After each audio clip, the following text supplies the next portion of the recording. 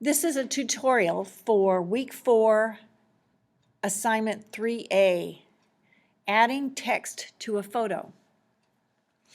And we're going to do this in GIMP. So right now we're looking at the finished product, which will be, if you'll look at the top, it says RA Glass 3A assignment version 1.xcf. That is a GIMP file format, and the size of it is 600 by 450. All right, and if you look down here at the bottom, we're looking at it at 100%. All right, I'm going to close this file and we will start from the beginning. All right, so we begin by opening up GIMP, and the first thing we need to start with is our original unedited copy of the photo you used in the last assignment. So I'm going to go File, Open, and I'm going to go to Photos, where I keep all my photos, and let me skim through here to find my photo. There it is. And I actually will use one that was another version of the one we used. There it is. There is the actual JPEG imported image, and if you look at the top, there is the actual file name that came out of my camera, and it is actually a JPEG. If you look down here at the bottom, it says JPEG at 18.2%. So we're going to work with the full-sized image. All right, and I would also like to do a couple of things. Let's look at it. And if we wanted to look at the size, we can look at scale image, and that actually shows us the resolution, which is 72 dots per inch. Shows us that the width is 3264 by the height 2448, and we'll come back to this.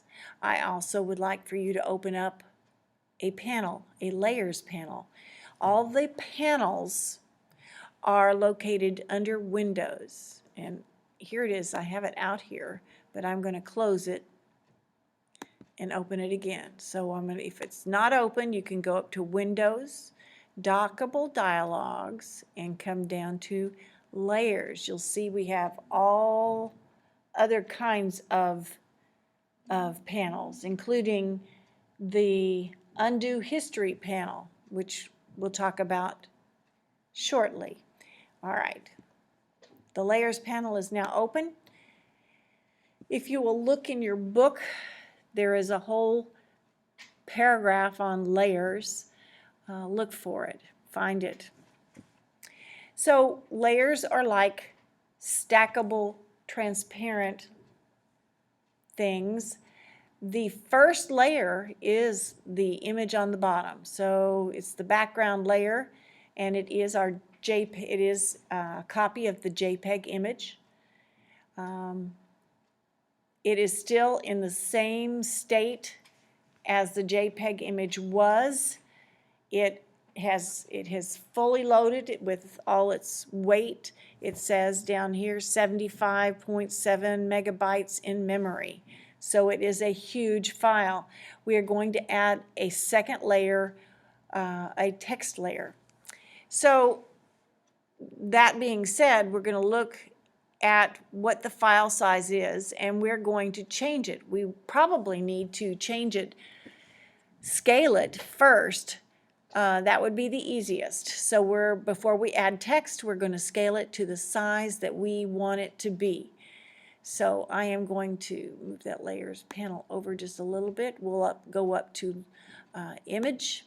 We'll go to scale image, and you'll notice here there is this width and the height, and we want to change it to 600, and the bottom still says 2448, but if I click on the chain, it changes it to 450. It will now be scaled down to 600 by 450 at 72 pixels per inch.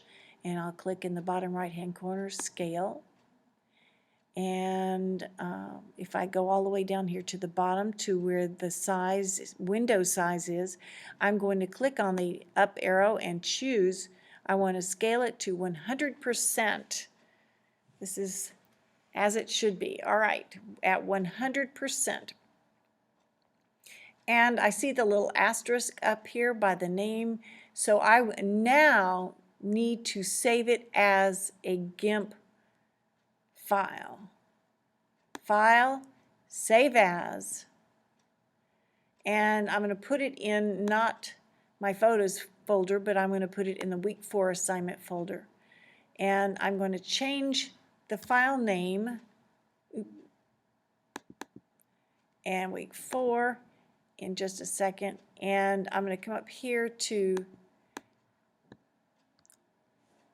where it has the GIMP file extension, and I'm going to write in using our naming convention. I'm going to click in front of the period though. There it goes. The one that I use for me is my first 2 initials and then GLAS dash 3A dash assign for assignment dash version 1.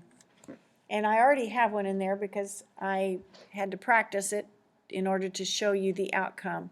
So this will just replace that one. All right, so now I have RAGLAS-3A assignment version 1. It is now a GIMP file. That means any kind of changes we make to it are not going to recompress and damage the image. You never want to make changes to your original file.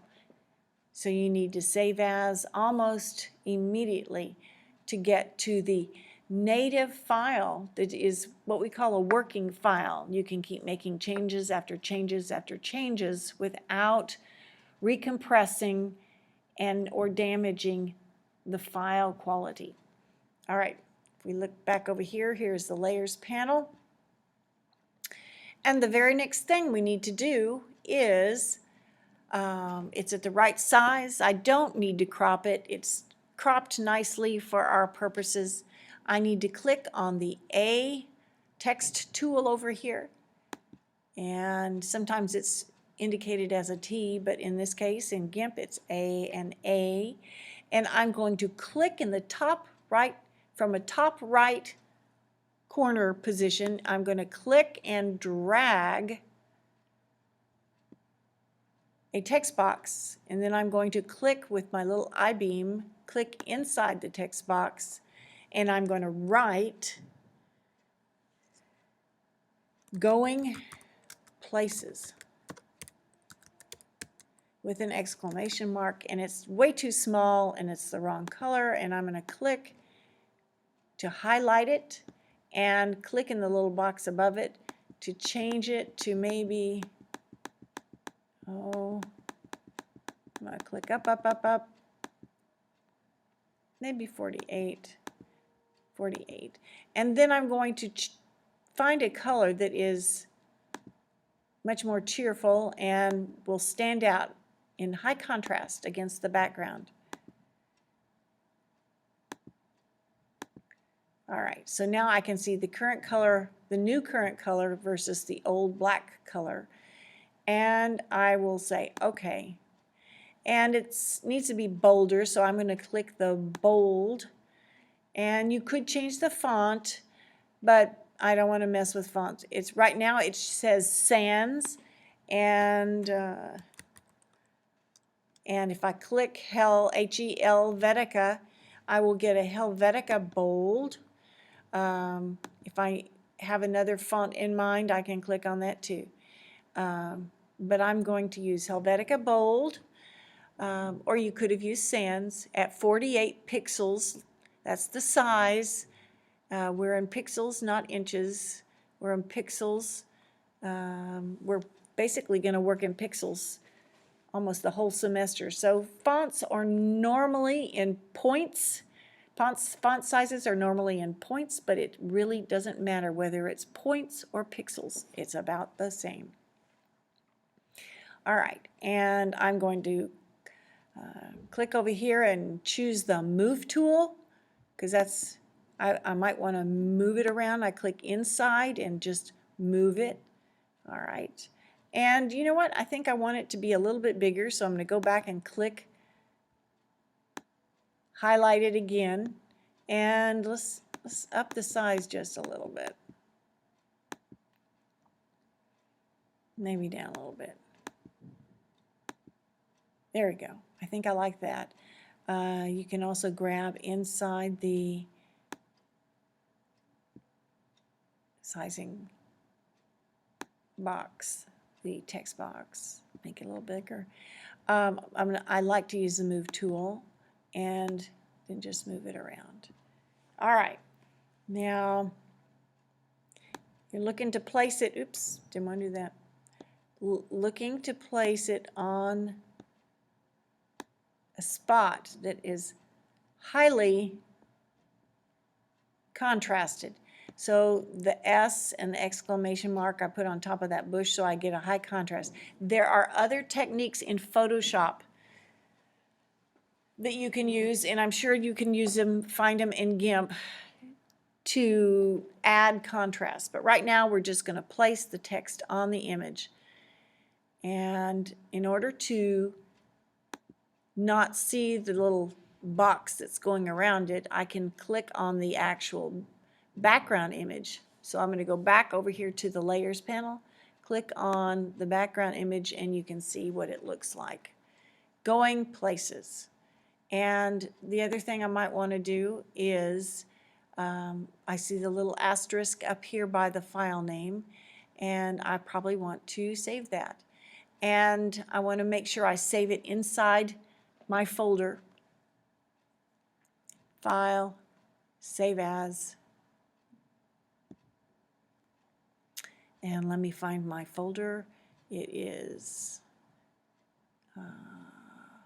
week 4. It looks like I had put it in the wrong.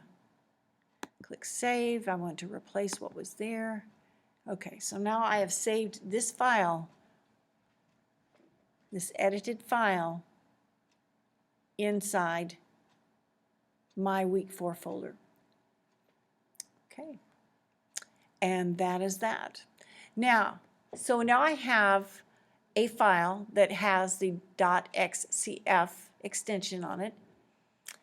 And is that a file that everyone can see? No. Only I can see it, only someone who has GIMP and has opened that file up in GIMP. So we need to export the file as a JPEG file, just like we did in last week's assignment. And I'm going to go to File, Export.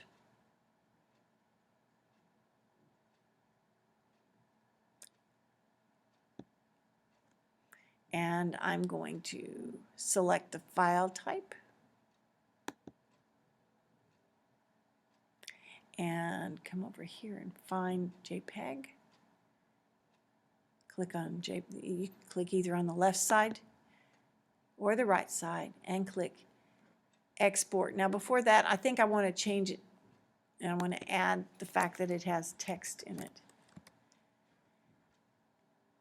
And that could be version 2. Name it according to the naming convention. And you can, I'm flexible. It can be different from what I've chosen, but it needs to follow the convention. All right, I'm going to click Export. And here, as you know before, you have a range of quality levels. It doesn't matter at this point, so I'm just going to click, leave it at 95, almost 100%. Click Export, and it now says, if you look down here, it has been changed to a JPEG file. There it is. and it is now ready to use and insert in your blog.